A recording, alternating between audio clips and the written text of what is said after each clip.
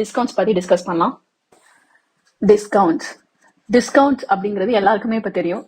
ஒரு ஆஃபர், ஒரு வேல்யூ குறைச்சிருக்காங்க, ஒரு சேல் போட்டிருக்காங்க அப்படின்னா நமக்கு கொஞ்சம் டிஸ்கவுண்ட் கொடுப்பாங்க, கொஞ்சம் கம்மி பண்ணி கொடுக்கறது. இந்த டிஸ்கவுண்ட் பத்தி இன்னும் டீட்டெயிலா தெரிஞ்சுக்கிறதுக்கு நம்ம சில டேர்ம்ஸ் எல்லாம் தெரிஞ்சு வச்சிருக்கணும். எம்ஆர்பி அப்படிங்கிறது மேக்ஸிமம் ரீட்டைல் பிரைஸ். இப்ப எந்த ஒரு ப்ராடக்ட் எடுத்தாலுமே எம்ஆர்பி ரேட்னு அதுல போட்டிருக்கோம்.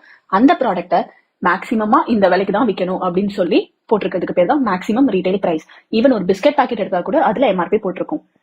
இது எம்ஆர்பின்னு சொல்லலாம், இல்ல மார்க்டு பிரைஸ்னு சொல்லலாம், இல்லைன்னா லிஸ்ட் பிரைஸ். எல்லாமே சேம் மீனிங் தான். டிஸ்கவுண்ட் கொடுக்கறது எப்பவுமே இந்த வேல்யூல இருந்து தான் ஒரு வேல்யூ டிஸ்கவுண்டே கொடுப்பாங்க. ஓகே, ஃபார் எக்ஸாம்பிள் ஒரு பால் இருக்கு, இந்த பாலோட எம்ஆர்பி ரேட் 30 rupees அப்படின்னு வச்சுக்கலாம். எம்ஆர்பினாலும் சில சம்ஸ்ல எம்ஆர்பி, சில சம்ஸ் ஒவ்வொரு சம்ஸ்ல ஒவ்வொரு மாதிரி ரெஃபர் பண்ணுவாங்க. பட் எல்லாமே சேம் மீனிங் தான்.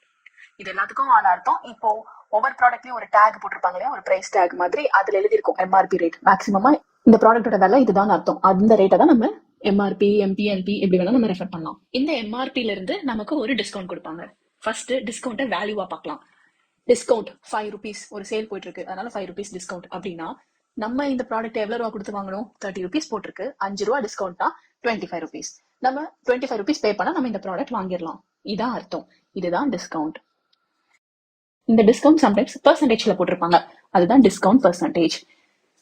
எவ்வளவு ரூபா டிஸ்கவுண்ட் டைரக்டா போடாம 2% டிஸ்கவுண்ட் இல்ல 3% டிஸ்கவுண்ட் அப்படின்னு சொல்லி போட்டுருவாங்க. சோ இந்த மாதிரி போட்டிருக்கிற டைம்ல நம்ம தான் எவ்வளவு ரூபா குறைஞ்சிருக்கு அப்படின்னு நம்ம கால்குலேட் பண்ணணும்.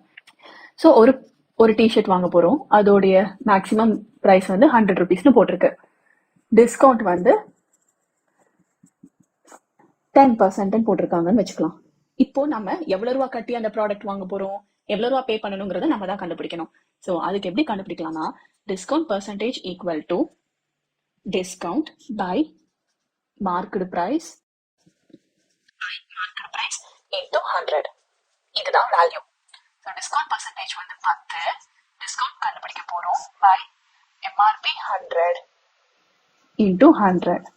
இந்த 100 கேன்சல் ஆயிடும். அப்ப டிஸ்கவுண்ட் வந்து 10 ரூபா.